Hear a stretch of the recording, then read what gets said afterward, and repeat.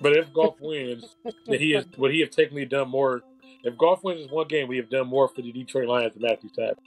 Oh man, that's a very good. Because I'm a Jared Goff apologist. I've been a Jared Goff apologist all the way back to the Rams. I think Jared Goff is extremely underrated. If he was to win this game, he would literally be in the top 5 Lions players of all time. Jay, can you name 5 Lion players from the past right now? No. 4, not 5. Exactly. Yes, you can.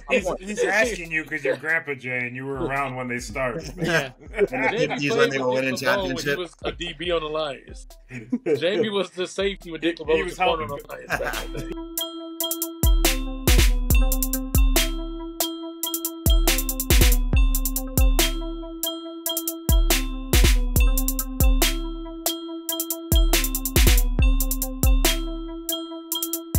Yeah, buddy, we're back. It is Cinco Squad, episode 93, second show of the year. My name is Jonathan Sawyer. With me are my brothers, Mike A, TreyDay, and Grandpa J. Fellas, happy Thursday. How are you guys doing? Good. Trying to stay warm. Well, it's one of the best weeks or weekends coming up in sports. I'm a happy sports fan. Really, because it started off great in Gainesville last week, and then Kentucky just keeps rolling. So, we're a happy fan right now. Liverpool's winning. Tampa Bay's hosting a playoff game. Yeah, that they're going to lose. But we got an exciting show ahead of us. We got Brandon coming back on. Again, Tampa's going down this weekend. And then, well, of course, we got all of our Stump the Squad championship. It's coming down to the wire. Who's going to be? It's going to be. Why ain't coming down? Why are you hanging on, bro? Ain't coming down. I'm hanging on to the wire. That's what I'm doing. All 300 pounds. I'm just like. I'm on the wire. But let's throw it over to Mikey Mike with what's on your mind. Mike, take it away. Yes, so. Don't you know?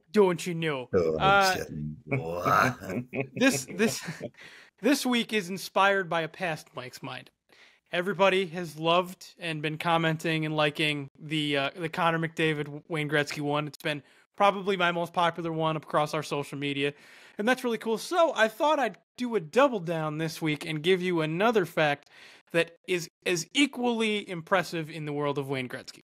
So Patrick Marleau, for those that aren't familiar, former San Jose Shark, Toronto Maple Leaf, Hockey Hall of Famer, actually holds the record for most games played in NHL history at 1,779 games. Past Gordie Howe, I think, in either his last season or his second to last season. So Wayne Gretzky averaged 1.9 points per game during his career, which gave him an NHL record 2,857 points in 1,487 games played.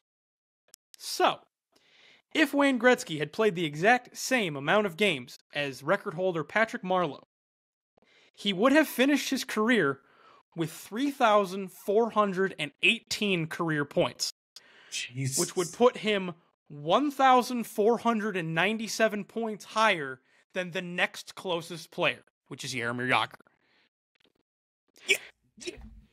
Tell me, I said this last time, tell me he is not the greatest hockey player of all time. I challenge anybody out there to do it because you're lying if you say he's not. That is insane. The fact that he... Exactly. Dare you. No, like, that's nearly double. That's nearly double Jagr's points if he had played the same amount of games as Marleau. It's insane. It's nuts. Basically, Mike's saying to everyone out there, he wants to drop the gloves with whoever. Yep. Meet you at Tampa Bay rink Rochester rink and drop the gloves with you if you want to argue him. Exactly. Right, Mike? We're throwing threats out. No, I'm joking. No, we're not. No. Please, no one fight me. I don't want to fight anybody. I'm just a nice guy. I don't like to fight anybody. Big up to me main man, Jon Cooper, for getting his 500th win. He's the third fastest NHL head coach to ever do that. And what has he done at Tampa? Well, all the man has done is taken us to 4 Stanley Cups and won 2 of them. Pretty sure we could have 3-peat, but that's for another day. Congratulations, John. You've been great for this team. You've been great for this town. In fact, Brady kind of walked into your success because Champa Bay was Champa Bay because of you. And then Brady just added on another championship for the Bucks. But let's give you your jacket. You've been great for this organization. I hope you don't go anywhere. You're the longest tenured coach in the NHL right now with one franchise. I don't think we need to rush anything here. If we're having a bad year or two, it's okay. We have a young goalie that's one of the best in the game. We'll build around him. I think things are going to be great here in Tampa for another 5 years if Jon stays. But speaking of 5, congratulations on win number 500. But yeah, do you know what we'll never fight on, guys? You know what we'll never fight on? We'll never fight on Jay's locks of the week. Jamie, take it away. Yeah, you might not fight on them, but I was fighting with myself last week for not going with the obvious. Is when teams rest starters, don't choose those teams to win the game. Congratulations to your boys, Trey. Find their way in the playoffs. I've been the only team to beat the Ravens twice this year, so congrats on that. So we ain't really going that way this week. 1-2 last week. Obviously got off to a great start. So we're going to try and see if we can keep that momentum rolling into football because it didn't go that well last week. So here's how we're going to start the week off. We're going to go to Georgia on Saturday. This one is the one that I'm really kind of pulling out from the depths here. I think Mike White's done a great job with this team. His recruiting has been phenomenal if you look at who he's brought and attracted to the program. They need a statement win early. Tennessee's coming to town this Saturday. Give me them dogs to upset that ugly orange team there from Tennessee. So give me the Georgia Bulldogs to upset the Tennessee Vols on Saturday. Then Saturday night. Yes, we'll talk about it a lot probably on the show. Them Cowgirls, we hosting the Green Bay Packers. Actually, that's on Sunday. I think the Saturday is the Dolphins going to Chiefs. And yes. Last time I chose the Dolphins, they didn't do shit. In fact, they really shit the bed against the Ravens. I think it's going to be a different story this year. I think those guys have a big chip on their shoulder because everybody's doubting them. They haven't done anything to prove they can beat a big team. But the Chiefs have been pretty horrible at home this year. And we see that offense they sputtered down the stretch just as any team, barely scraping themselves into the playoffs. It was more like they got in there because the rest of their division didn't step up. So I love the Dolphins at 4.5. And then finally, it's going to be points. Dallas can't stop the run. Green Bay's secondary ain't that great. So Green Bay's going to have to keep up with the Cowboys who score 40 points a game at home. That's at 50.5. Give me those points. I'm taking the over. So let me tell you what you got to do this weekend. Here's how we're going to win ourselves some money. You're going to start off by taking them dogs, the Georgia Bulldogs, to upset the Tennessee Vols, NCAA basketball. Then take the Fins 4.5. If Kansas City wins, it's because the offense figures things out late in the game. And finally, points. It's going to be a shootout in Jerry's world. Take the over 50.5 in the Dallas Cowboys Green Bay Packers game. And that, ladies and gentlemen, are your locks of the week. What you think, boys? Hey, Jay, what'd you go last week? 1-2? 1-2. So Jamie is this year starting off 2-3. A little rough start, but he's going to bounce back this year. Yes, he's going to bounce back. Make sure you have some trust in Jay. Well, you know, he has stumped the squad down pat. He's going to get his locks down pat. So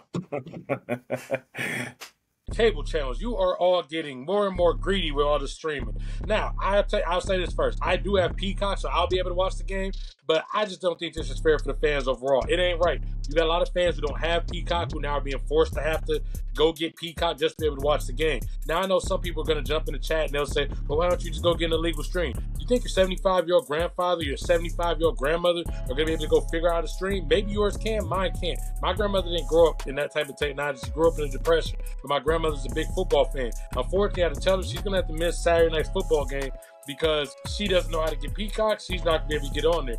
And trust me, it's a slippery slope because next year what's going to happen is after this starts to work, ESPN Plus is probably going to come back around next year and charge for a playoff game. Remember, Paramount owns CBS. They'll come back around next year making you Paramount Plus for a streaming thing. So we're going down a slippery slope, people. Before you know it, the Super Bowl is going to start charging for you to be able to watch the Super Bowl or something of that. Remember, cable TV didn't used to always get the NBA All-Star Game and these type of things. But eventually TNT was able to go take over that. You started to get playoff baseball on FS1. So it's a slippery slope, and that is where we're headed at. See, for me right now, I'm looking at basketball. I'm in Cleveland, and I cannot watch the Cavs play without paying $20 a month. Ironically, I can have League Pass for the NBA for less than that. and I can watch 29 other teams except for them because that's the slippery slope we're going for. So the greed. What I'm saying is, folks, just be careful. Watch out because the greed is coming, and we about to have to start paying for all these games. All right, fellas, we have a special guest back on the show here tonight, and it is Brandon. Brandon coming from Detroit, D-Town in the playoffs. First time in a long time. Welcome back, Brandon. Well, no. Division champs since '93. Thank you for having me back, guys. Yes, sir. Yes, sir. Yep. Guys, we have a lot to talk about with the NFL in the playoffs this weekend. There's a lot of storylines. I guess I'll open it up to the floor. What is your best storyline this week? Oh, it's Anyone? a big one. It's a big storyline. Best storyline of this weekend. I mean, there's some good ones. There are some really good ones. Personally, I'm gonna have to take it to Brandon's team because I think the biggest storyline is the return of Matthew Stafford to the city of Detroit. But this time, he is the enemy. It's weird. Like, I personally wouldn't boo him. Like, if I was there, I wouldn't boo him. If people boo him, I'm not mad, but I wouldn't boo him. Like, Matthew Stafford put his back, his body, everything on the line. Every time I met him, man, he's been a really nice guy. So I'm really happy for him. I think after winning the Super Bowl, it would be nothing better for him than him to get his ass kicked by Detroit. And then after he loses, we give him a standing ovation. Of course. Now the question is, okay. Will they do a because it's the playoffs? Will they do some sort of how when players return they'll do oh, let's welcome back Matthew Stafford? Do you think they'll do that? Man, that shit whack in general. I think it's dumb, but disagree. Call me crazy, man. I love Stafford. If I was there and they said welcome back Matthew Stafford, until the coin toss, I am excited. I am ecstatic. I miss Stafford. We appreciate you for everything that you did. What exactly did he do? What did he do? Yeah, what has he done to get Jared Goff hasn't done? Honestly, man, it's been times where I felt like Matthew Stafford shouldn't have played, man. Some of my most memorable moments as a Lions fan is Matthew Stafford being injured and still going and doing game-winning drives. I love Goff, don't get me wrong, but Matthew Stafford can actually run. Goff is probably just as fast as me. But if Goff wins, would he have technically done more? If Goff wins one game, would he have done more for the Detroit Lions than Matthew Stafford? Oh, man, that's a very good because I'm a Jared Goff apologist. I've been a Jared Goff apologist all the way back to the Ravens. I think Jared Goff is extremely underrated. I think that if you look at Lions players, Jared Goff winning the first round, that just shows you how bad the Lions have been. If he was to win this game, he would literally be in the top 5 Lions players of all time.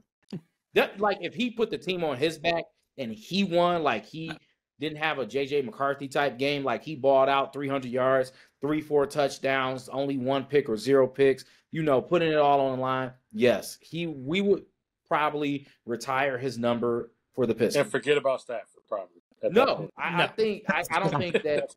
You got to remember, it's not like the Steelers where it's a million people that come along and can take a spot and you forget about that, or the Ravens. It's the Lions, man. We only got 5 motherfuckers. Jay, can you name 5 Lion players from the past right now? No. 4, not 5. Exactly. Yes, you can. He's asking you because you're Grandpa Jay and you were around when they started. Yeah. In the 50s when they were winning championships. He was a DB on the Lions. Jamie was the safety when Dick LeBeau was on the Lions back in the day. He told the Lions to the pick whole Barry squad Sanders. 65. What are we talking about? Speaking of Barry Sanders, he should have won that MVP by himself. Yeah, 100%. A lot of players should have won MVP in the NFL that didn't. He won. He just split it with Favre. Mm-hmm. Yeah, but you said solo. Solo, he should have won it. Yeah. Oh, that's it.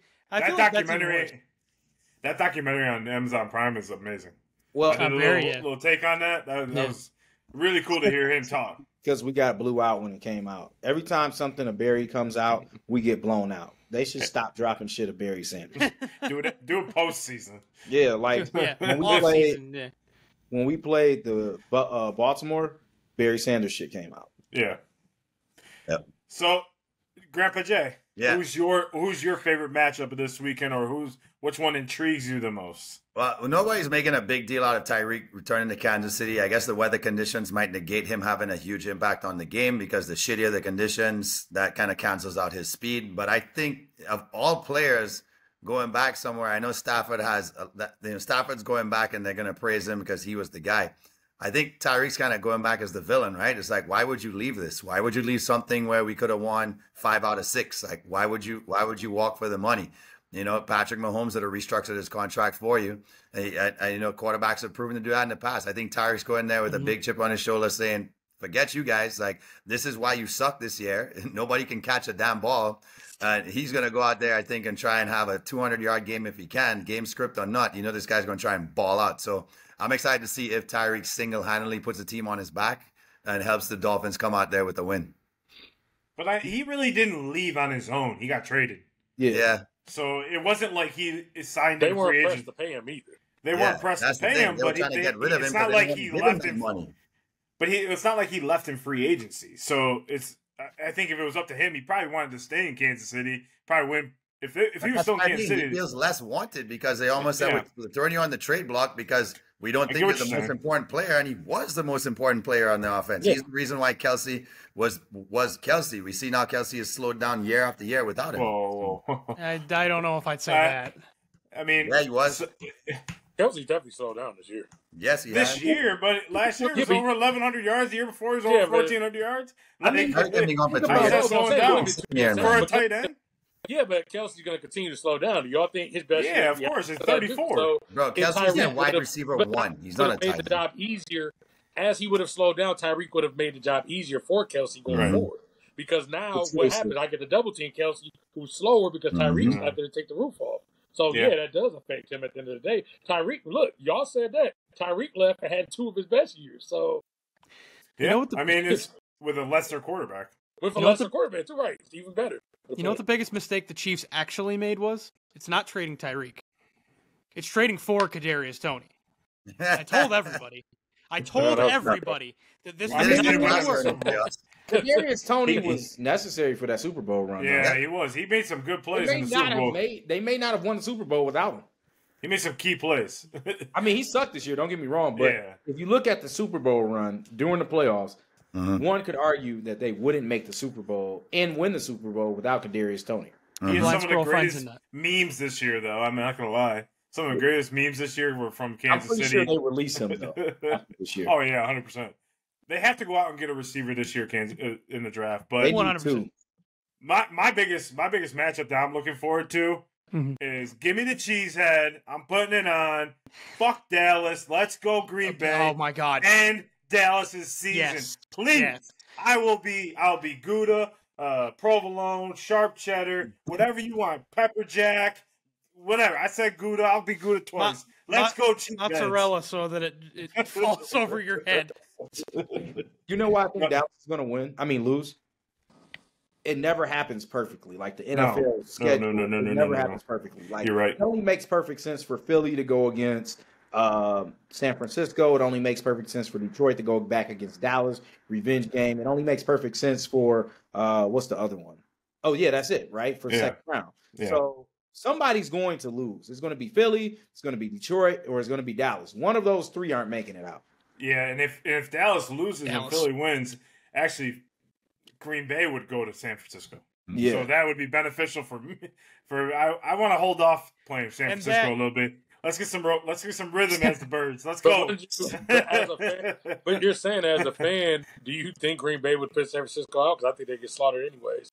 Which then I don't think really helps in the long run. I don't think slow them down. I'm not logistical with my conversation. What was that? Green Bay is the best matchup for San Francisco. I don't think they're like the best team in the NFC, but matchup for matchup, I think Green Bay matches up the best against San Francisco. But also, Green Bay receivers have been coming on over the last 6 weeks, though. They've really been putting on a show, and Jordan Love seems to be getting some confidence. I'm not saying he's great, but if he starts getting some chemistry with his receivers, you never know. I mean, with that secondary San Francisco, I don't know. You never know. I think Brandon's Lions actually are the hardest matchup for them because Y'all I can think so, too. run. Y'all can pass. If y'all get up and San Francisco sucks from behind, y'all have two people to run the ball and stay away from them. The issue If is y'all had- nobody on the opposite side of Hutchinson to help Hutchinson. And I think our defense, maybe with our players that we just got back, we don't know. We had a lot of injuries. They're back now. Maybe for that second or third round against San Francisco. But from what I've seen, me being honest, me being fair, our defense scares the shit out of me against San Francisco. I feel like Green Bay's defense makes you feel. I don't know. Green Bay can't figure out who the defensive captain is. I mean, guys going out here figuring out. So I call the toss. I get suspended for it. They don't even know that was petty. It was petty, but my sides. point is Green Bay's deep. I'm just not in love with Green Bay in the way that people all of a sudden came on. I mean, when did Jordan Love become Aaron Rodgers? I've never been a big Aaron Rodgers fan. No, man. But first year in the start, and he got him to the playoffs. Aaron Rodgers didn't do that. I will tell you, though. I will tell you, though, Trey, is the upset of the weekend for me is your Steelers at Buffalo. Why? Because you guys can run the ball with two running backs in the cold weather. It's supposed to be 45-mile-an-hour winds. Yeah, it's not good. I can see you guys upsetting. You guys have won 6 straight on a hot streak. Mason Rudolph is going to put you into the next round by just doing this, doing what Mac Jones did. If that happens, the easiest win of the weekend. You may even get a little pitch out of him. You may see. He's not pitching that ball. But let's just not go too far. They literally almost last time almost fumbled. When they played Buffalo, it was almost 3 fumbles trying to pitch the ball. He's not pitching that ball. All right. So who's your most intriguing matchup? I guess, but we've already talked about it. Probably would have been Lions, Rams. I mean, I guess for me, if not, it was Dolphins, Chiefs. Everybody know I've been requesting the Tyreek Batgero game. I was the main person. I said that back in August. That was the game, that I really wanted to see. I guess for me, I guess I'll put this a different way. We talked about this earlier. You got a shot to do this. I'm actually going to throw this to Mike. Right now, I'm handing you a ticket. Pick a stadium. Which one are you going to this weekend? Ford Field. You're going to Ford. I want to see that game. I want to see the return of Stafford and all that. Which one you're going to? And right now, I'll give you a free ticket. Me? Yeah. Take me to Buffalo so I could just have a snowball fight with any fan who's just drunk and fucked up, so I could just wail on their face with snowballs and just come visit. And then just come visit. You wouldn't last. You wouldn't last. I know. You wouldn't even be able to be like, causing trouble, get drunk before the game, go with those damn freaking crazy Buffalo fans, and just be throwing snowballs like crazy at the Steelers fans. Those yellow towels going to look white anyway. Surfboard and go snow surfing. That's right. Jay would get off the plane and be like, "All right, I'm good. I'm just going to go back to Florida." No, just for the experience. Yeah, I'll pick you up at the airport with blankets and hoodies. This would be Jay. There we go. Yep, pretty much. Me. Yep, pretty That's much. Mike coming up behind him. Yeah, like, all right, come on. So is nobody's going to Kansas City to sit in negative degrees? Not happening. No, I'm going. It won't be fun. You know I'm going? Where? Jerry's World. Tampa. You coming to my town? Well, of course. Come on, let's go see. I saw them lose to Tampa in Tampa. It'd be nice to see them win in Tampa, at Tampa. Yeah, so true. Brandon, I'm assuming you're going to Detroit. No, I can't go with the obvious. Like I got to go with something else. I got to be a little creative. I'm surprised you guys didn't say it. I would go to the what the fuck matchup of the week. Cleveland. Let me Texas. Yes, that was my second. Yeah, I think Texas and the Texans and the Browns will be the stunning, like that thriller. So it's going to be the Chargers Jaguars of last year, of the first one. Who goes up by 28 and loses? The Browns? Well, I'm not even going to say anybody's going to go up by 28, but it's going to come down to the wire. Okay. Yeah, I don't see Kansas City in Miami close, but Trey, what about you? Well, actually, I want to give you a quick fun fact here. So the cheapest available ticket, last I checked, in the Lions Stadium, which is the most expensive one, is $430. That's the cheapest to get into Ford Field right now. Now, if you want to go to Kansas City versus Miami, you get it for as low as $69 right now because people apparently are not trying to sit in the damn 0-degree weather out there. No, not so in the Midwest. For me, no. My pick is absolutely not that 0-degree game. I probably would go to Detroit partly because I just think when you ain't been in the playoffs and ain't had a home game since 1990, 92 or 93, that environment's going to be fun. The tailgate's going to be fun. If I freeze my ass off in Detroit to tailgate, at least I got to go sit in the dome after the fact. I don't like going to person NFL games, but I'd be damned if I'm going to sit in the cold. I don't want to go sweat it out in Tampa with those fools. No offense, Jamie. Dallas, Green Bay. I'm just not as intrigued in the Dallas Green Bay game as most people. You don't want to go to the Death Star? No, I'm simply not. And by the time I get done, I mean, the Bills Mafia seem like nice people, but by the time I come in here with my damn Minka Fitzpatrick jersey on, I have to throw 3 dudes to a table, then I'm sure me and Buffalo will probably get banned. So I think me and my Steelers fans should stay out of Buffalo probably for a week. After that, I'm okay with y'all. Especially if you win. If we win, then I'm probably going to have to bang it out. Fight your way out of the stadium. Yeah, I'm just probably go sit in the bathroom. Just go sit in the bathroom. I feel like if you guys win, you just got to stay there at the stadium until like an hour after and then leave with a police escort. Wait till all the drunken guys other fans, y'all get together. Shit, all the other fans wait, look around, see who's in black and gold, say, all right, we won. Now I get all of us together. Form a wall. Run a line out. Either that or I just go run behind TJ Watt and just jump on his back and let him carry me out the stadium. Or JJ if you see him in the stadium. Yeah, that's what I do. Let's find JJ Watt. Sign JJ to a contract. Yo, he was hilarious today on the McAfee. He's like, I'm not. And McAfee's like, you coming back? You going back? And they were booing him, and he was like, well, I'm not sure they could, I'm not sure I could learn the playbook in 3 days. They're like, boo, here's the playbook. Find the quarterback and sack him. Fuck everything else. Find Josh Allen, tackle playbook. There you go. Take him down to the ground. I honestly agree with Brandon on that Texans game. That was an intriguing matchup. I think Kansas City's going to blow out Miami. I think it's going to be a two touchdown win, maybe around that. I think the Texans and the Browns are going to be close because the teams are close in parallel. I mean, C.J. Stroud's playing a phenomenal football right now.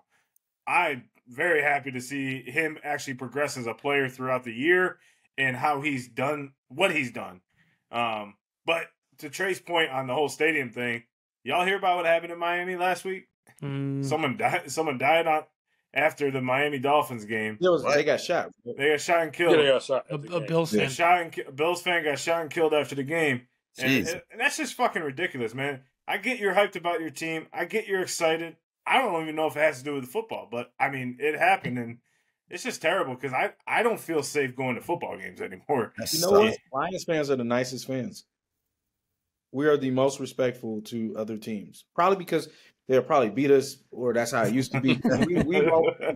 Every Lions game that I've ever been to, I've always been shocked at how well we got along sitting next to a Rams fan or a Bills fan or whatever the case may be, or even Cowboys fans. Like, it's just a great time. It's like, hi, you guys got scored on, or, oh, we got scored on, Friendly, man. Like, I just don't get it. You say the Detroit Lions are the Canada of football? I'm just stating that when you lose as much as we did, you're humble. You got to be humble. You're just humble. You're just like, I'm just happy to be here. I'm just happy to win. I'm not going to jinx it and do too much. And only time I ever seen fights at Lions games, it was always women, and they always both had on Lions gear. Interesting. Fair enough. Yeah. So I do got a question. So for this week, because we kind of talked about all these matchups a little bit, if we had to say who's going to be the overall around NFL, who's going to be the MVP of this week? Like, who's going to be the player who just is like, I can't believe he had that crazy wild card stat? Good question. For Green Brandon, Bay to get the upset, it'll most people are going to think it's going to be their quarterback. No, man, it's going to be your boy TreyDay. Who do you think I'm talking about here? Oh, fuck, man, I ain't Aaron Jones.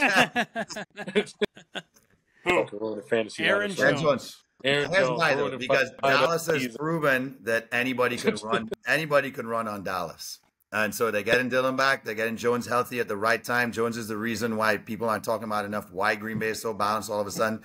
The receivers are dropping a lot of balls because they had to go to the air too much. Now they have a more balanced attack. I think Aaron Jones can run all day long on the Cowboys. If Green Bay does beat Dallas, it's going to be because Aaron Jones has a huge day, huge.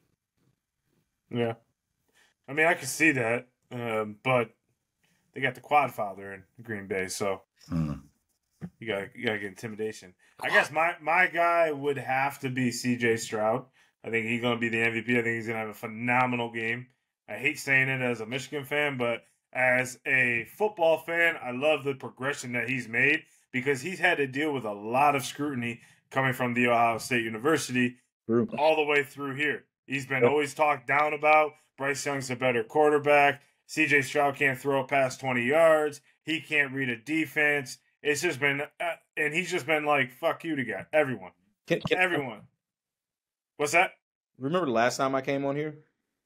Yeah, back in August. Typically asked, who's going to be the rookie of the year? Is it going to be Bryce Young or Anthony Richardson? And I said, I don't believe I'm saying this because he's from Ohio State, but you guys have it wrong. It's CJ Stroud. He should have won number 1. This is why. Just want to put that out there. I get. We should. If he wins, we got that clip. So we're about to clip that. But Mike, who do you think? I'm actually going to go to the opposite side of your matchup, John. I think the MVP is going to be good old Joe Flacco. Because don't you know, Joe? It's Joe Flacco. Because if the Browns win, that could set up a potential second-round storyline of Joe Flacco leading the Cleveland Browns back to Baltimore. That'd be awesome. And that is awesome. So I'm gonna hitch my wagon to that and say that Joe Flacco is going to carry his Cleveland Browns to a playoff victory over the upstart Texans. It's not going to happen because that would be too perfect. Yeah, I want that NFL script would be that's a movie. That we know it's scripted for sure, right? He's running around like, what is going on? Cleveland can't win yet. All right, Brandon, who's yours? Or did you say it? I'm afraid to say this. I really don't want to say it, but it's just my honest opinion. Okay. Go ahead, do it. Oh, Lions do a horrible job of guarding number 1 receivers. CeeDee Lamb, Justin Jefferson, they have career games against us. Justin Jefferson's already number 7 in total wide receiver yards against the Lions in history. So I'm going to go Puka. Puka Nacua. Yeah. Even if the Lions were to win, Puka is going to have 150 yards. Nice. Yeah, he's been dominant all year. Trey? I hope I'm wrong. Well, y'all want to hear this. Dak Prescott. Yep, no! I said it. Trey, come on. I said it. Yep, I said it. It's going to be Dak Prescott. How do you leave? Hey, John. Where's the button at here? There should be a leave button. Let's all hit it on 3. 1, 2, 3. Go Dak. All right, fine. I'll go to sleep. Right? No, seriously, right? I could definitely see that too. 4 touchdown No, games. it's going to be Dak because They average 40 points a game at home. they play at home. They average 40 at home. It's not time for the Cowboys to go home yet. As much as y'all want to see them go home immediately, that's not how this works. You have to get the Cowboys fans up and amp and say, oh, my God, we're going to the Super Bowl. Look how we just beat Green Bay down. Dak went for 300. He should have been the MVP. And then he goes and has a shit game. No, he's due for a crazy-ass game against Green Bay at home. You're probably right. He's a different quarterback going to fumble the snap for the field goal to win the game and try to run it in. That is in the next round. Yeah, it's always second round. You got to tease the fans first. Make them feel like they got a shot. Tease the Cowboys fans first. Mm-hmm. I do believe that Dak's going to have a monster game this week, and then you have to tease them. You know, actually, there's one other thing I want to double back to because, so earlier we mentioned San Francisco, and we said the 49ers, we said who their tough matchup would have been. We haven't really talked about Baltimore. Who the fuck doesn't Baltimore want to see this? We kind of alluded to that. Cleveland. Kansas City. No. Cleveland knows that. It's next round? Or at all? Let's just go it all. Because it depends on the season. I'm gonna say Kansas City. They don't want to see that. They don't want to see a hot Patrick Mahomes. They don't want to see a team like that hitting their stride because they know what to do when they hit their stride. They win games. They know how to win games, and he doesn't want to see that team in the playoffs at all. Whether it's in, I think the only way they can match up is in the conference championship. But that's the team that Baltimore does not want to see. I disagree. I think Baltimore doesn't want to see whoever wins between the Texans and the Browns. Why? Because they are overachievers. They have absolutely nothing to lose. You didn't expect them to be there. And they're going to play you like any given Sunday. And that could be the can of whoop ass Baltimore wasn't expecting. And both teams actually match up well with Baltimore. I'm going to piggyback off of that. Like the Titans did a few years ago. Yeah, I'll piggyback off of that because you don't want to play an in division. You don't want to play an in division foe because the Rams going to San Francisco is not a good matchup for San Fran because that team knows them very well. Sean McVay knows how to coach against San Fran really well. So you just don't want to match up where they know your identity. They know who you are. They know they've played you enough times to know how to neutralize your strengths. So I same thing with San Fran. They don't want to see the Rams. The Ravens do not want to see the Browns in this playoff. Not so fast. There's two teams in that division. If the Steelers win, they play the Steelers actually more than likely next time. Remember, the Steelers were 5-1 in that division. The Steelers owned the AFC North and beat them twice. So I would actually say the Steelers because the Steelers have historically playoff-wise beat the Ravens. The Steelers have went to the Super Bowl by beating the Ravens multiple times. Not saying the Steelers are going to the Super Bowl or anything, but that's the one because Lamar's been up and down with Cleveland. He's never really, in the times he's had to play Steelers, which has often been great versus the Steelers. So actually, I would say, to me, it's the Steelers. Tomlin always seems to find some way with Lamar. Like, we've seen the Steelers with shit go out there and beat the Ravens. So, Mike, did you go? No, I think the thing is like I've been going back and forth in all of your answers because I think they're all true. I don't think they really want to see the Chiefs. I don't think they want to see the Texans, the Browns, or the Steelers. If I was to say who they want to see, the Bills. The Dolphins. The Bills or Dolphins. So I'm going to actually make mine a little more specific because I kind of agree with all you guys. I think the person they don't want to see is Joe Flacco. They do not want to see. They do not want to see Joe Flacco. It's like PTSD. Like they're going to look at him coming out of the other tunnel and be like, wait, that's not right. That's not. Hold on. Is he supposed to be with us? So do the Ravens cheer for Joe Flacco? Do the Raven fans cheer for Joe Flacco? Ooh, that's good. That's good.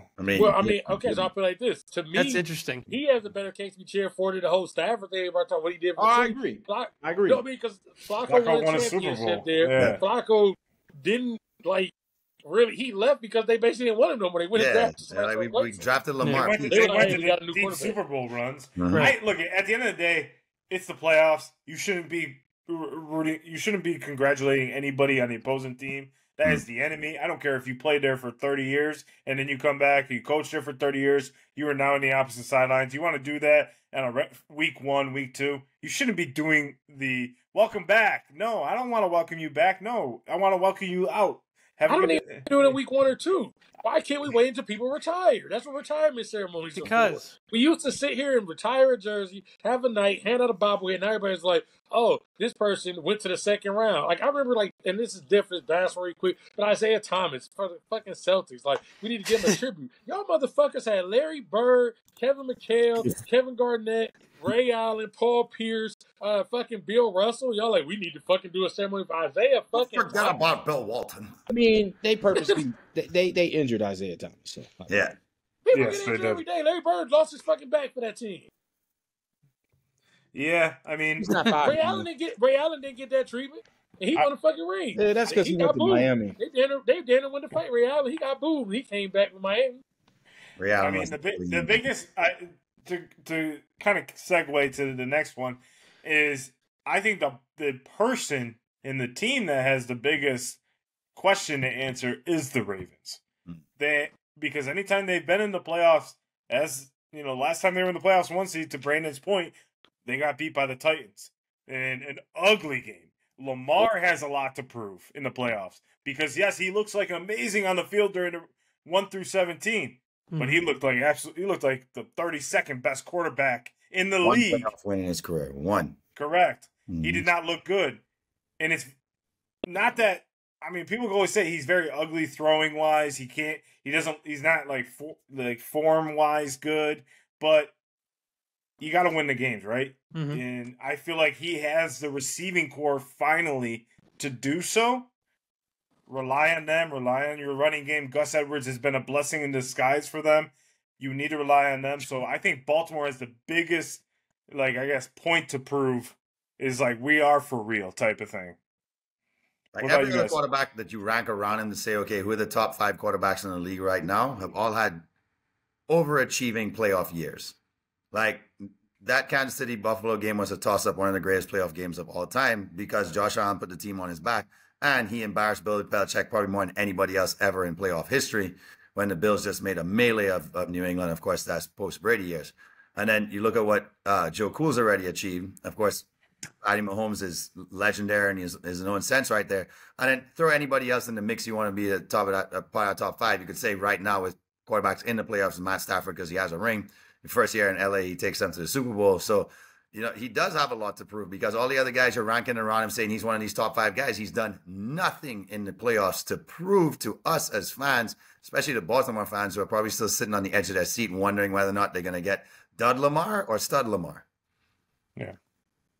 Yeah, I mean, it's a point that he has to prove to be the elite quarterback, which is kind of funny though, because we talk about greatest quarterback or greatest player of all time, and we always say you can't always base them off championships, but then we talk about like what do they do in the postseason, because that's what the greats start to stand apart from the rest, right? So, Trey, who are you thinking? The clear kind of answer for that is Josh Allen, because everybody tried to make him better than Mahomes a couple years ago, and said, we watched Romo, and he's like, I think you're muted, Brandon. Yeah, Brandon, you're muted. Oh, that was on purpose. Sorry. Oh, you were on purpose. Okay, I thought you said. So I remember watching Tony Romo say the great Josh Allen, Mr. January, and shit like that. No, it's Josh Allen, because everybody tried to put him in the top five. Now let's see what you got. You got the Steelers, which is a very wounded team. You're going out there. We don't know if Minka's going to play. You don't have T.J. Watt playing. The Steelers are playing without both safeties. They had to move Patrick Peterson back to safety to play. They are missing 3 or 4 inside linebackers. You're playing a very wounded team. On the other side, you're looking across from you. You have fucking Mason Rudolph across from you. If you're the motherfucker everybody keeps saying you're supposed to be, then it's fucking Josh Allen. He's supposed to run the table. When you go further down, we talk about Lamar, we don't know what he's supposed to be. You may have to face him. Everybody's already been shaky on Tua. Mahomes has less weapons and help than he's ever had in his career. So if Josh Allen's ever supposed to be the guy, then this is the time right now. You got Diggs and he's healthy. You finally got a running game, because that's one of the complaints is everybody can't run behind him. You got all that? I'm looking at you, Josh Allen. Mike, you're up there in New York. Who you got? Well, I think the Bills do have a lot to prove, especially Josh Allen. But I'm going to head to their division rival. I'm going to say the team with the most to prove is the Dolphins, because your flashy offense is all well and good during the regular season, but you limped into the playoffs, and now everybody's questioning whether it was just a flash in the pan, it was just excitement, and whether you're actually a good team or not. You're missing your defense, and guess what? Because of the fact that you limped into the playoffs, now you are immediately tasked with slaying the dragon, slaying the monster that is the AFC's Kansas City Chiefs. So, but Mike, that's why I think it was the best matchup for them, though. I think this gets them an out, because nobody's going to be like, McDaniels, you couldn't win in Arrowhead. You know what I mean? Nobody's going to give them shit because they couldn't win in Arrowhead. Nobody can. Yeah, they don't have anybody to play. Yeah. I think this is the easiest out of everybody besides the Steelers. If they had got the 2 seed and they're hosting games, different. A few weeks ago, I think Miami would have had that pressure, but all these injuries, I think, actually. If nobody was injured and they just ended up here, then I would agree 100% with you. Yeah, but they were my pick out the AFC. I can't realistically. Yeah, San Fran, Miami, right? Yeah, San Fran, Miami was my pick going into this, but I can't realistically, without that, say, I could pick them. Well, Brandon, who do you think? Since we're here, who do you think has the most on them? To prove, and just AFC. No, just in the playoffs. Just players. AFC here or whatever. San Francisco. Brock Purdy or McCaffrey? Like, who in particular? Saying San Francisco as a whole, do you mean Purdy, like, as a player? I can't say. San Francisco. As a team? San Francisco has a very short time frame. They have all these players. They got Chase Young now. They got Bosa on the other side. They got think about it. Their running back before they got McCaffrey was pretty good. Elijah Mitchell. They got McCaffrey. They got Debo. They got Ayuk. They have so many people that. Sorry if you guys hear my dogs. They have so many people. It's no excuse. I don't think they're going to make it and win, but it's no excuse. If they were to lose, they're the only team that if they lost the Super Bowl, I would say legitimately this season is a failure. Yeah. I can see that. Okay, I see it. All right, Brandon. Well, one thing before we let you go, though. Okay, so now that we're here, who is you don't got to pick the winner. We'll have you on before then. But who do you have as your Super Bowl matchup now that we have everything lined up? Oh, shit. We'll all do ours later, but I want yours before we let you go. Oh, man.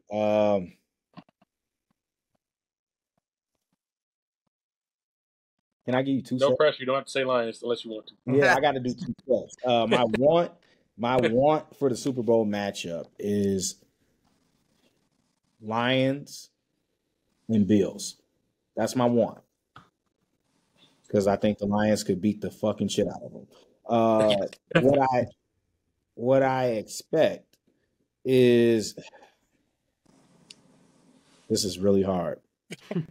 This year is hard. This is really. I know I'll put you on the spot. This year is hard. I'm going to go back to the Harbaugh Wars, and we're going to go both number one seeds, Okay. Ravens and 49ers. Okay. See if you're right in a few I do weeks. think Safe picks. that I do think the Lions have a legitimate good chance. Yeah. Yeah. AFC, I think this is a year for a dark horse, like somebody you least expected. I really think the Browns or Texans can do something that nobody ever seen, and then they go and they TCU it in the Super Bowl. I hope not. That's That's terrible. The TCU. I at least They got want horn to interest- frog. I don't care who's out. I remember I thought the Panthers were about to beat the Broncos. That was the worst night that I ever spent in sports history. I was It was just terrible. I fell asleep. I was mad. I think the halftime show sucked. Like everything about that Super Bowl sucked. No, I thought Beyonce was that. I think. See, She'll get killed by the and she's great. So that means she didn't even suck. The game just sucked so bad I forgot. Oh, okay. I was about to say you're gonna get the Beehive to kill us all. Don't. I'll tell you, I think- Was it Beyonce or was it Lady Gaga that year? I can't remember. I feel like it was Lady Gaga because it sucked. No, it might have been. It was a while ago. Yeah. It was a long time. I got We'll look back at it. But Brandon, you guys we going to tell me before I leave who you got, or you guys doing that at the end? I'm sorry. What'd you say? Are you guys going to tell me now who you have, or are you going to do that at the end? It's for future shows, but because we're not happy, because you're not gonna be here weekly, I kind of want to see you at every Oh, we'll be back okay. on close to the Super Yeah. Bowl though. Okay. So we'll follow up, but just in case we don't get back with you before the Super Bowl, Okay. I wanted to make sure that we got your pick I appreciate all that. wax. So Appreciate- we definitely appreciate you coming back to see us again. You're an honorary member, so you're always welcome anytime. I Make appreciate Make sure y'all check out the podcast. Go ahead, Brandon, do the plug real quick. it. Check out Cocktails with Cocktails Podcast. It's CWC the podcast on Instagram. Our uncensored and X-rated episodes are on Patreon, also by the same name. Catch me on Twitter as well, CWC the podcast. As always, ask for permission and make sure she comes. And get tested because there's a lot of things going on around the entire country as far as STDs. And yes, people don't know this, but you can get STDs from oral.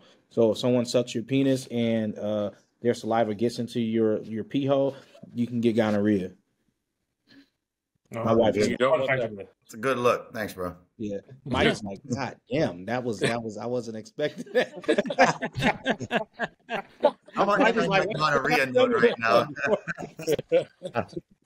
Mike's face is red. He's like, what the fuck was that? He said this Super Bowl fucking Sunday. Don't get gonorrhea, bitches. Wait, Brandon, say that again. Come on, let us like How do you spell? Hold on. Let me write that down. Don't catch gonorrhea, even if it's on Super Bowl Sunday. Good luck spelling Super Bowl- gonorrhea, bro. Hey, I'll Google it. you don't spell it, man. You just voice note that shit in the phone. Like that's how you. Exactly. I No.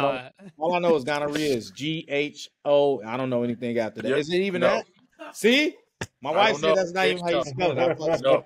No, Look, as long as it doesn't come up on E. my test. gonorrhea. It's a weird spell. Oh yeah, and eat ass like Trey does. Yeah, of course. Gotta do that. Keep your full beard. Yeah, everybody clearly eats ass besides Mike.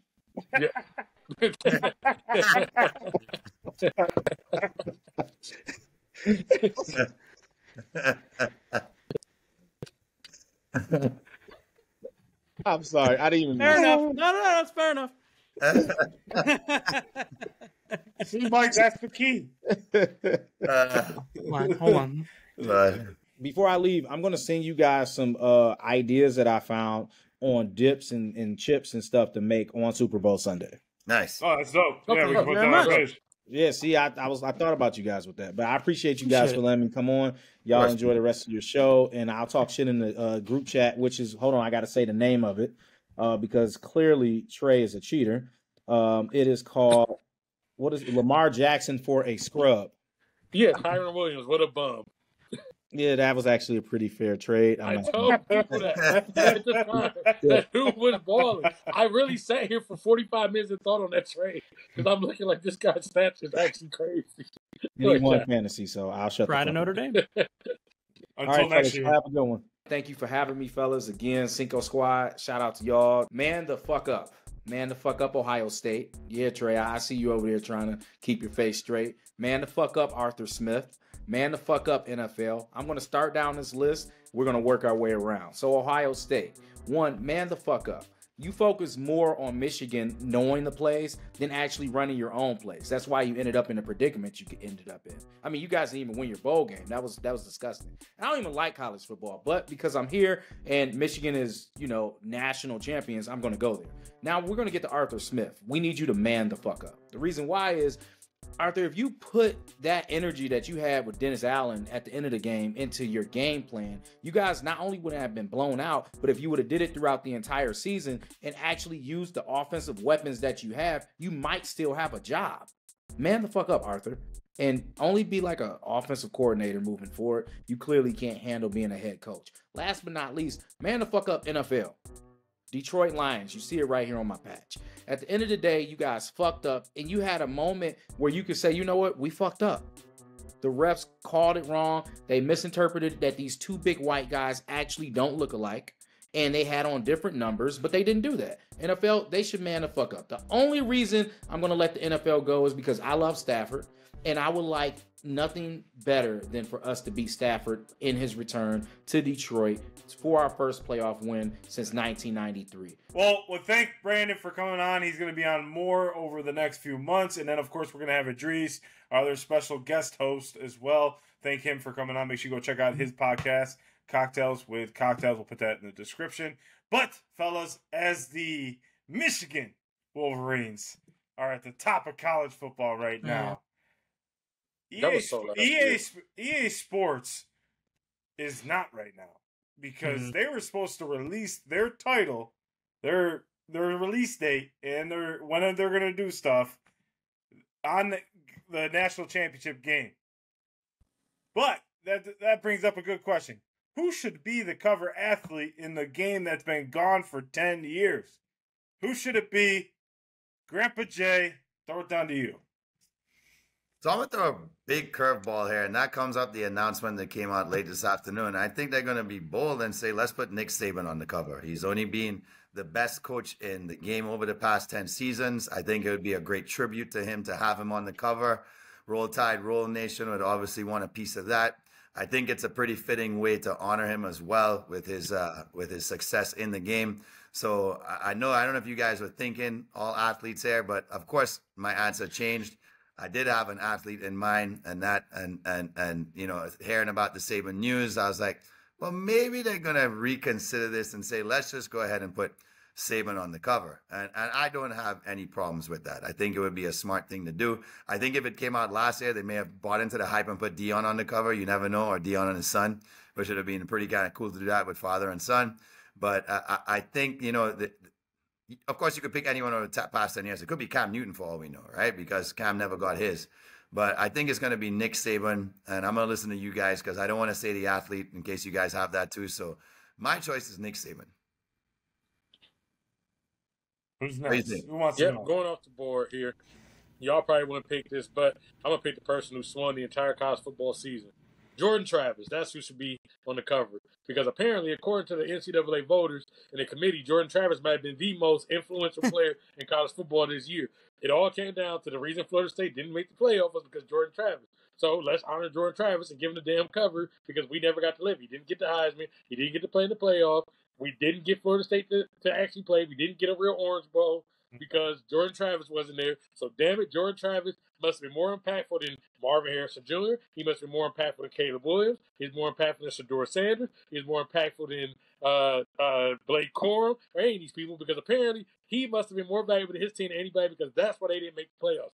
Now, I know some of y'all can jump in the comments and be like, well, did you say that Florida State didn't deserve it? But really, we literally said because they lost their quarterback, they didn't make it. So apparently he was the most impactful person in college. I picked Jane Daniels to win the finals before.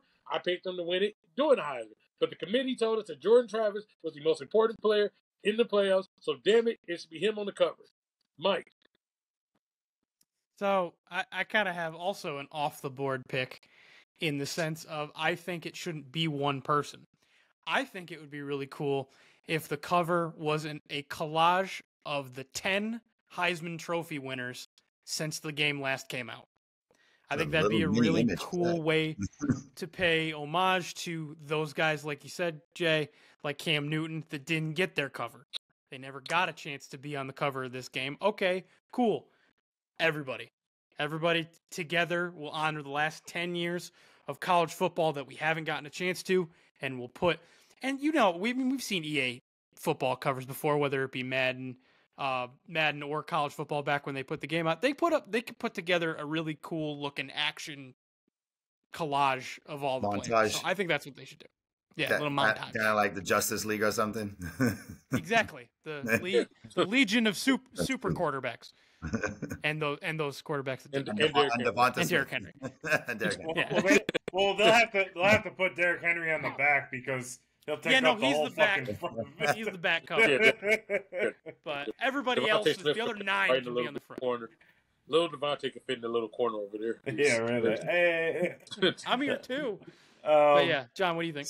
So, to Jamie's point, I mean, Colorado kind of had like a Madden cover type year, like when the Madden, you know how like the Madden cover curse, they kind of had that type of year, so it would have made sense, and they had something to blame it on. But I'm gonna keep it home to the national champions, to the two-headed monster, and Blake Corum and Donovan Edwards as the cover athletes of the year. Those two were dominant all year. Blake Corum had, I think, a total of 32 touchdowns rushing.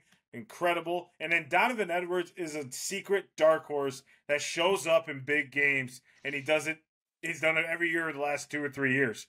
You know, big game against Ohio State when Blake Corum went out when we didn't know who the running game was going to be. Big game to open up the game against Washington. Those two guys have just been a pinnacle of Michigan football, ground and pound, and they're the reason why Michigan is hoisting the trophy. You know, so I'm saying Blake Corum and Donovan Edwards. Did Michigan have the last cover athlete? Wasn't it Denard Robinson? Yeah. Was the last cover athlete? Robinson. So is it fitting to go Michigan again? Is that what you're saying? What's that, Trey? I said you really would put both, though? Yeah. I don't know. I feel like Corum would deserve it. I mean, don't get me wrong. Like Edwards Corum deserves. Edwards is why Ohio State lost 2 years ago was because of him. But yeah. I don't know. Okay, Corum just set that record, and to me, I was going to put a Michigan guy as Corum by himself. Or JJ don't even throw the ball. It's Corum. I wouldn't even put JJ. Like JJ, I wouldn't put JJ. I would just put Corum by if I had to put. Yeah. I mean, it would just be Corum by himself. Corum was my first pick, but then thinking of Donovan and going back and looking at the big games he's had over the last 2 or 3 years, the season he's had a secret good season. I mean, he really has. He's just been in just shadows. Like he got the ball down. If I watched every Michigan game, of course, but he would get the ball down, and then Blake would run the ball in. So it was almost like DeAndre Swift for Philadelphia. Like he would get the ball to the one, and Jalen gets all the credit with the touchdown. So not saying Blake Corum isn't a great running back. I'm just saying Blake Corum and they both had a great chemistry and duo together on that. I have an idea. No. A trio. Michael Penix Jr., Bo Nix, and Sam Hartman, because they were all already in college the last time the game came out. It feels like that. Well, no, they weren't. Like that. No, they weren't actually. But they all fucking play 7, 8 fucking years. So I'm sitting here doing math. I'm like, I mean, it's not as far off as you would initially think. They're not as far as you think. They played. They were being recruited, Mike. They were being recruited. They were being recruited. Yeah. Bo Nix played Justin Herbert, and Justin Herbert's been in the NFL for 4 years. Yeah. Can we just take a minute to, congratulate Mr. Nick Saban, though? Jamie's 100%. Pick on a fantastic, mediocre career. I mean, come on, the guy couldn't even win in the NFL. What is wrong with him? No, I'm just messing. But no, congratulations to Saban on a fantastic career. The greatest college football head coach of all time. No even competition. I don't even think there is one between him and Bear Bryant anymore. He kind of set the game to where it is right now. Mm-hmm. The dominance, the battle, the recruiting, the Actually, culture. I'm gonna dispute you there. I got a complete dispute there on you. He did not set the game where it's at now. The way the game is now is why I think he left, actually. Because no, I meant recruiting-wise, not NIL. Let me finish, because recruiting is about the NIL and transfer portal. Right. I don't think Saban wanted to get down in there, and I think that's part of why it was time to go. So I actually disagree with you. He set the last generation of college football, I think that time has actually – I think you're going to start to see a lot of those old guards leave because they don't want to actually get in there and have to keep doing the fight with the transfer, doing NIL. I mean, look at Dabo. He's fucking fighting not to get kids some money. The one thing I at least give Harbaugh is at least you've seen him want the kids to get paid. Like, if you're going to stay in that old guard like that, then yeah, you probably should bounce. I think there's a reason why Roy Williams ain't pressed to be in there. You know, all these older coaches. I know what's going to happen at Clemson now, but remember what I said, that Alabama's going after Dabo. So... Yeah, I mean, but the students are already chanting to play for them. I don't even. The students were literally in the student union already chanting, "We don't want anybody but Dabo." Like that literally happened on Tuesday or Wednesday night. I don't see. Go ahead. Yeah, what are you saying, Mike? I was say I will counterpoint that in the sense of, yeah, Saban might be going because the ways are changing and he doesn't want a part of it at his age, but I'll say this, to John's point of him bringing the game to where it is today, he might not want a piece of that, but how many coaches, head coaches around the country that are getting a piece of that coached under him? That wouldn't be the coaches they are today without coaching under him. Yeah, and I'm not saying that. What I'm saying is this is part of why I think he left. Yeah. I'm not talking about his coaching tree. That's a whole separate issue than saying that, because the coaching tree, that's a whole different thing. Because then we can talk about Urban, we can put other people in there. Then we got to start talking about Urban. Then we got to start talking about Turner. No, we don't got to talk about Dowd and all these people. If we're starting to do that, no. If you're going to put that in there, then now I got to start bringing it up. Is Saban the best coach of all time? Yes, he is. But to say he brought the game to where it was at. I just wouldn't say, because this is a completely different structure. This is like the reason why, and this is going back way further, and I guess a little bit off track, but Bear Bryant, the reason why Alabama became what it was, because Bear Bryant was the first motherfucker who was going to bring black players in when everybody else wouldn't do it in the SEC. So to say Bear Bryant was coaching the same SEC as everybody before, he wasn't. It was a different generation. Nick Saban's not coaching the same generation as these guys. He did dominate that generation, but whatever basically happens from now, starting pretty much last couple years forward, this is a different generation. We talked about it. We literally talked about it last week. The NIL and the recruiting is completely different. So what Nick Saban had to do to win his championship is going to be very different than what Harbaugh just did to win that championship, or what Ryan Day had to do next year for the championship, or I said it, or Marcus Freeman has to do for the championship. No, I mean, I get what you're zoned out. John's so zoned out he didn't even catch what I said. I heard you say Ryan Day winning championship. I just ignored it. Yeah, I said what he did for next year's championship and recruiting. But I see what you're saying. I think this is 10 years ago, and the NIL was 10 years ago. I think Saban would have been a part of it. I think he just was tired of it. I do think he was tired of it. I think he was tired of saying, look you don't want to come to my program. Look at the list of people in the league that are getting paid at top dollar, and then look at the championships, look at the contention. If that's not good enough, and I can only offer you $500,000 for NIL money, then I don't know what to tell you. And I think he just got tired of it. Honestly, I think a part of it had to do with NIL, but I also just think, I mean, the guy had been coaching. But not just NIL. Years. I'm also talking to transfer portal, because transfer portal too. Right. With the transfer portal, because that's something that they aren't used to. So I think a lot of these older coaches in college basketball and college football are both. I think there's a reason why Roy Williams, all these older guys, weren't pressed to really stick around. At a certain point, because Saban beat Ohio State twice with a Michigan State team that was like sanctioned and violations when he was there. I wasn't living in, Jay. Ohio State twice, he beat Penn State a bunch. I literally was like, he turned the program around. Look, give the man what. Look, here's what he did. He won national championship with two different teams. Not too many coaches could say they did that. Is there any coach to say that in the morning game that's done that other than him? No, but that's not what I said. I'm just saying. Urban Meyer. Urban Meyer won with two teams. Urban Meyer did with two teams. Florida State. Yeah. People have done that before. So once again, let's not act like this hasn't happened. What maybe not happened. People going out 7. No, I'm not saying 7, but what I'm saying is certain things is like Basically, I ain't kissing that man's ass all day. It's not because he just went to Alabama. It's really not, because some things people try to evolutionize because, oh yeah, the coaching tree. So did please other guys. Don't get me wrong. Shout out. That's what's up. But I'm not going to sit here like motherfuckers do all the time and try to make these coaches into these great things. I'm tired of these coaches getting their ass kissed. I told you that back before. That's why I've started rocking with people like Deion, because I'm tired of fucking coaching superstar. I'm glad fucking Warriors is gone. I'm glad fucking Saban's gone. I'm tired of Paterno. I'm glad all these old motherfuckers are gone. It's time to let the players fucking have their time. Shit. Like, for real. We can go here and praise Saban all fucking day, but he didn't do this on his fucking own. Yes, he went out there and had good assistants, but you know what else too? He went out and paid the top of built a great coaching Lane team. Kiffin was an okay coach before Saban. He was okay coach, but after Saban. I get what you're saying in the sense of, you know, that the players ultimately do the work, right?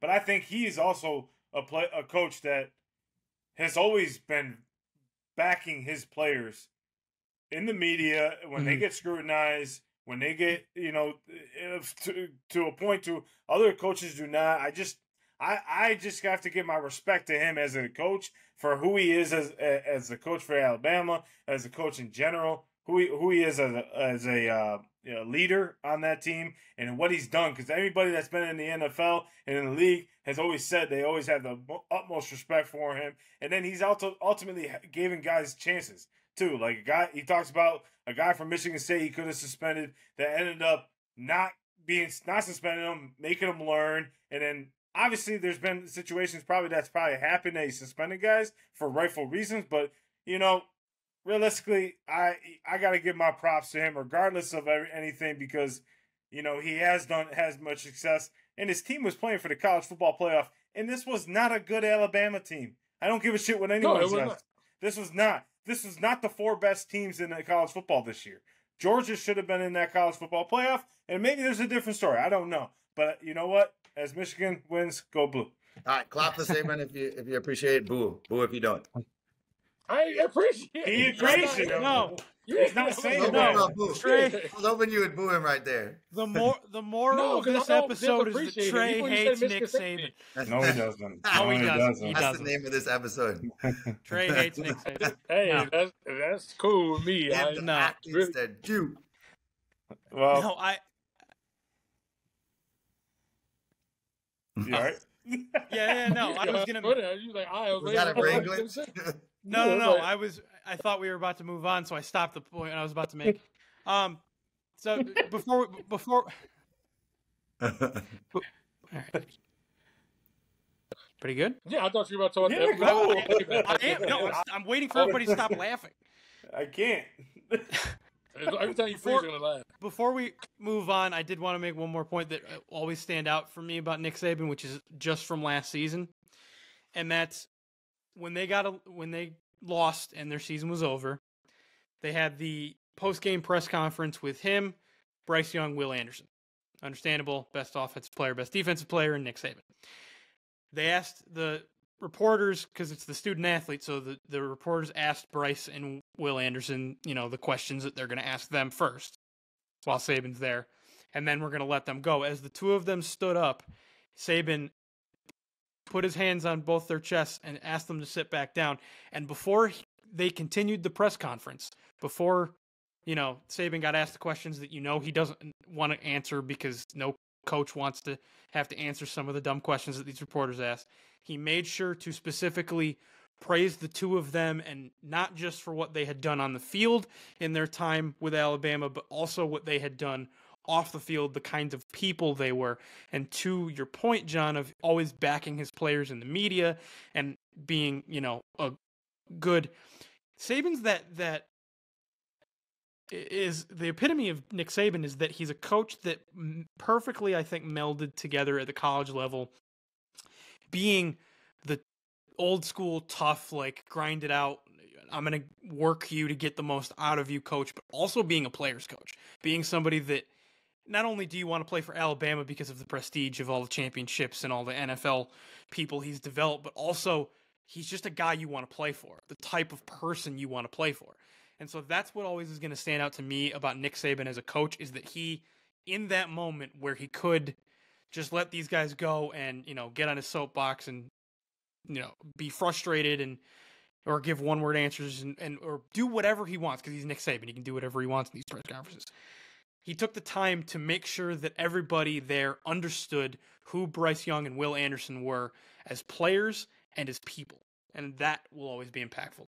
NFL fans, you need to relax, man. I know that you guys want to win and you guys want championships immediately, but relax. When you have a coach that's maybe 1 or 2 years in the game, you guys got to relax and let him develop into a good coach. Everything takes time in sports. Development takes time in sports. If we were to write off guys automatically, Jared Goff would have been out of the league by now. Some other coaches would be out of the league by now. Bill Belichick would never got another shot. Nick Saban would never got another shot. These type of coaches had opportunities and chances. I understand they had bad opportunities, and there's a lot of invested into them, money-wise, team-wise, billions of dollars. I get it. But just firing guys is not going to solve the problem because people have to realize at the end of the day, football is a team sport. Yes, a good quarterback is going to lead your team, but you have to have something around him in order to. You have to have a good offensive line. You have to have a good running game. You have to go to receiving core. And all of those have to have chemistry. And if you don't have the chemistry with it, you are not going to have a successful football team. Like the Eagles right now. The Eagles are not gelling together for some odd reason. Everyone's like, I don't understand.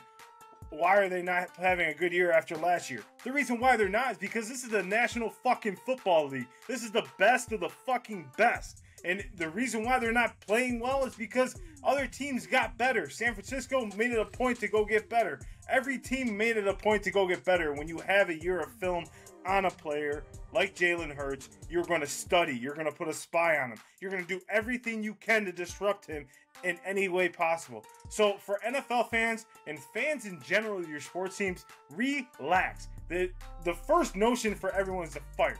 Get rid of, fire, release, get away. Is that really what you want? Yeah. You know what's impactful? Stump the squad. Let's get to it. Stump the squad. All right. I'm going to get back on the winning streak now. Let's go. This is the 8th. Take it away, Jay. Take it away, Jay. By now, you guys on a deal here with Stump the Squad. If you guys are regular for the show, this is when we ask each other a bunch of questions to see who can be the winner of the week. Yeah, we know everything. We just get it wrong to make you guys feel good about yourselves. -2 if you get it wrong, +2 if you get it right. Person with the most points at the end of this show adds a dub to their name, all in hopes of being the one that gets crowned King of the Stump Squad, or whatever we're going to call it, Champion of Stump by episode 100. It's going to be hard to catch me, boys, so let's see if you can this week. Mikey, what you got for us? Okay, I'm glad I get to start off this week. So we're talking NFL playoffs this year. Playoffs. Jim Mora. We're in the wild card round, which hasn't always been a thing, but it's been a thing for a while. Super wild card. So tell me, who of these teams, which of the following teams, has averaged the most points per game in the history of the NFL wildcard round? So in their total time amongst any games they've played in the wildcard round, who's averaged the most points? Is it A, the Buffalo Bills, B, the Green Bay Packers, C, the Carolina Panthers, or D, the Pittsburgh Steelers? You said A and B were what? A is the Buffalo Bills. Mm-hmm. B is the Green Bay Packers. Yeah, I'm going to say Packers. Panthers. Trey says Panthers. Jay? Pittsburgh. It's Bills. the Packers. The 3 Ps. The Bills. Okay. So John's saying the Packers. Trey saying the Panthers. And Jay saying the Bills. The Bills. This week, I have successfully stumped the squad. Damn it. It is the Fucking Pittsburgh God. Steelers. Yeah. I said Pittsburgh. Yeah, you did. You said the Packers.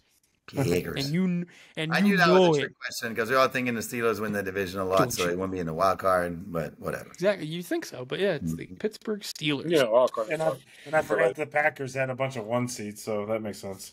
Well, I thought it was the Bills because I they figured made the played the division for least. 20 years. I just figured the Panthers played the least of them, so they had the best shot. Right.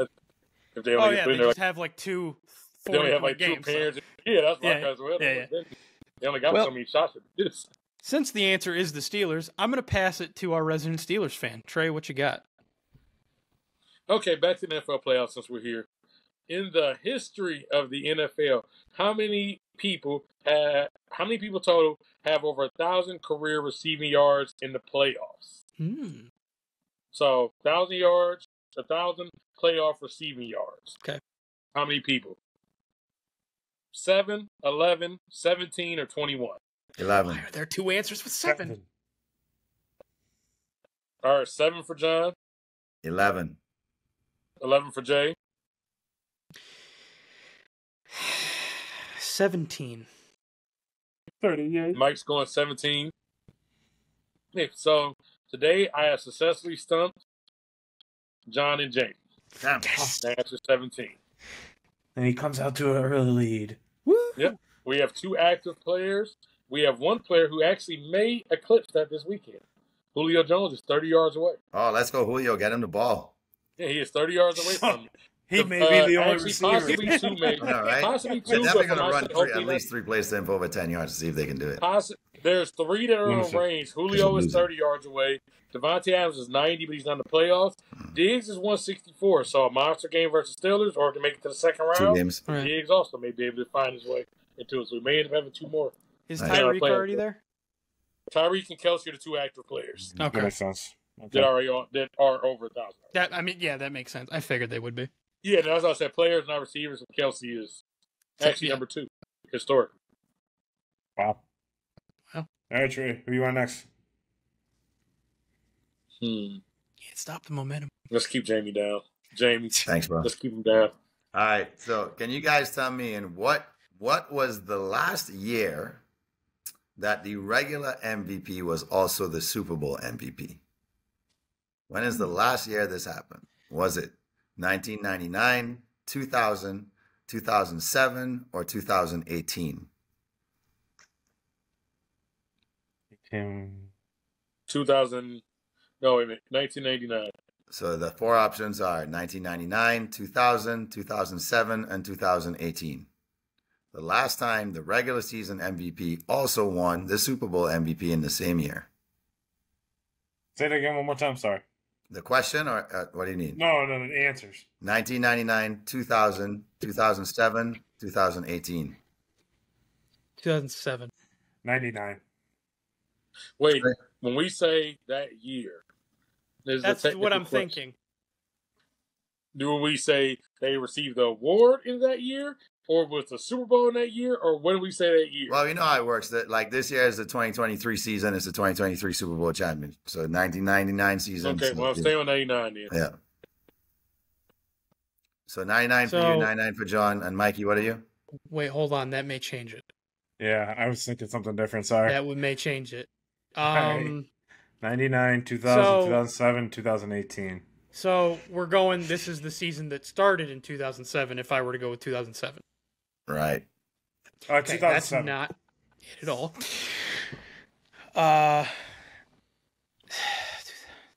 Right, Jeopardy music. Yeah, Dude.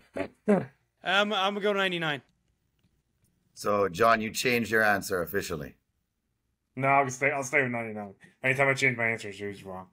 So Well- 99. Good thing you did that because I didn't stump none of y'all. It was Yeah. Kurt Warner in 1999.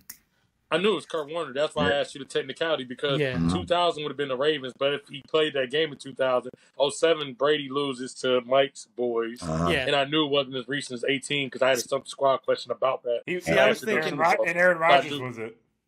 Yeah, I knew it wasn't close to that. So I Yeah, knew and it was Kurt Warner, which is a matter of which way did you consider that answer? Right. That's why I If it did was Super 99 Bowl, 2000, so I had to Or clarify for you I guys. did, Yeah. I knew Trent Dilfer's ass. Yeah, no. They won the MVP. I had initially said 07 because I'm thinking the Super Bowl that's played in 07, which I was like, maybe it's Peyton. Uh-huh. Maybe Peyton was the MVP that year, but In 2006, yeah. Yeah, I mean, 99 was who? Kurt Warner? Kurt Yeah. Warner.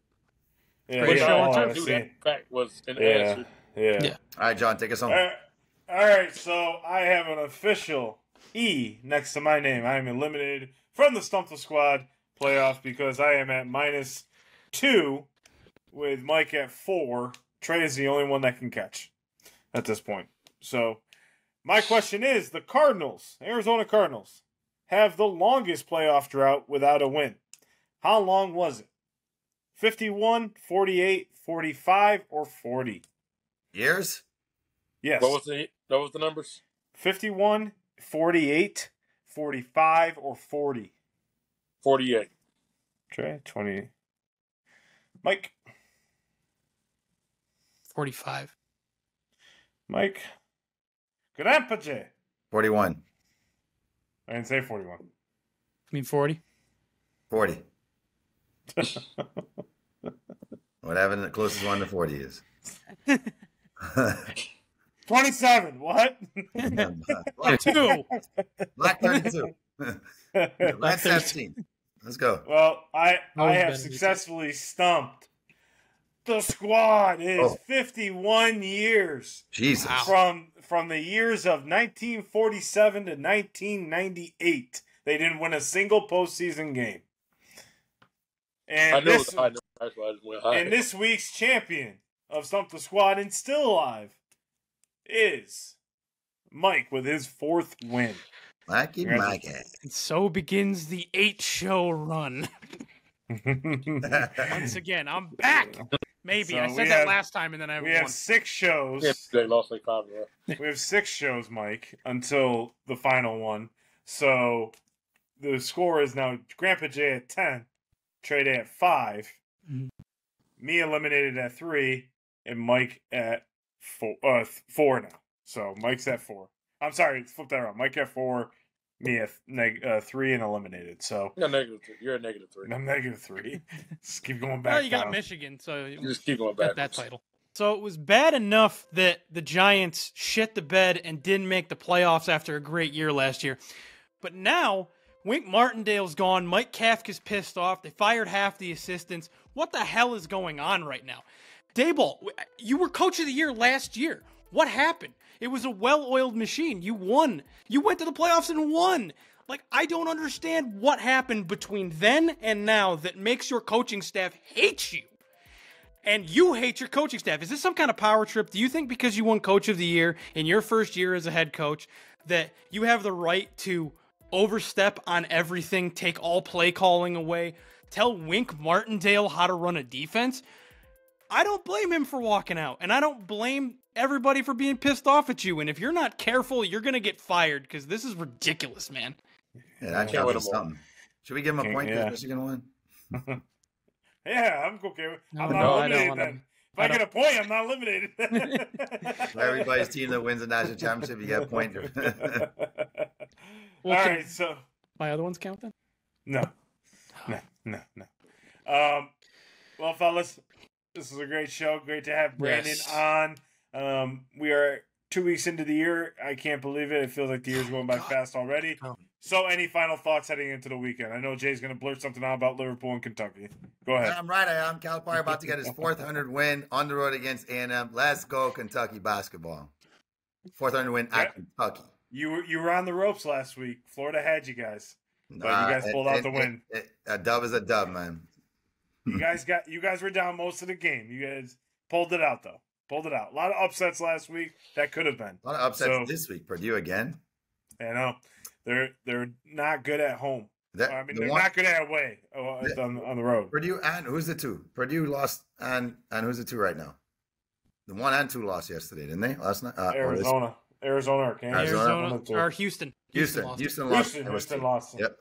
Last night. So college basketball is heating up as the NFL playoffs is heating up. Yeah. We got a lot of sports rolling right now. NBA starting to pick up. Probably got an All-Star game coming up here in a few weeks.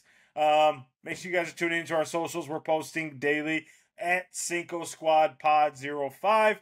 Make sure you tune in. Looking forward to next week where will Grandpa J solidify his championship? Or will Mike and Trey make the comeback? I know I'll just be sitting. I'm gonna be with the rest of the eliminated teams on the final whistle. This is Put John on the final whistle. Hey, you guys. John on the final the whistle. final whistle has blown for John Sawyer. That's not John. His overtime. His overtime. Never worked in his favor. If He'd probably be in first place. John, If you'd he- probably be in first place. I'd probably If this was have like hockey 14 rules- wins. If this We was have to go- hockey rules, We have to go back to see like how many overtime wins I would have had. At least 3. I had to be, Yeah. and I was in at least like 10. Yeah, At overtime least. that much. We, Oh, I was I just think fine. we have. At least 5. I was at like 2 or 3. we had a lot. We had a lot. So I don't know. Hey, boys, We'll little see. friendly wager. First North Carolina-Syracuse battle this weekend. That's true. It's on Saturday. Mm-hmm. Oh, wrong way. We're not. The wrong way. For You got me. you Oh, right. wait. For me, Yeah. it's you over there. Well, my screen Yeah. east. Yeah, I'll say east.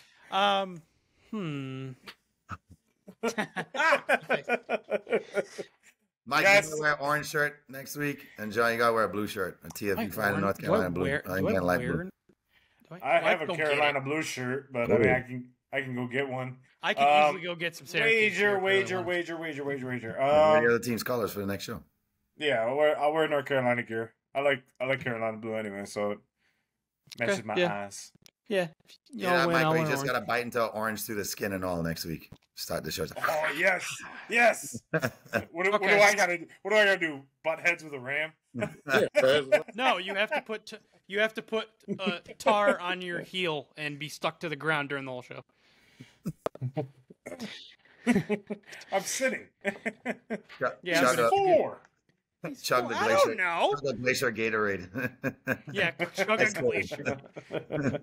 I want it frozen. All right, fellas. Well, an update on my 75 hard. I'm on day number Yes. 8, Atta boy. and I am exhausted already. So I gotta get some good sleep here, and been pushing hard though. Pushing hard. I haven't weighed keep it up. Doing myself. good. Keep it I up. haven't weighed myself though, but I feel better. So if anyone's doing this challenge, make sure you shoot me a DM, shoot us a DM. We'll give you some positive notes, reinforcement, and whatnot. So we'll see you guys here next week. Make sure you guys watch a lot of sports. Cinco Squad Yes, out. please do. Let's go, Bob. See.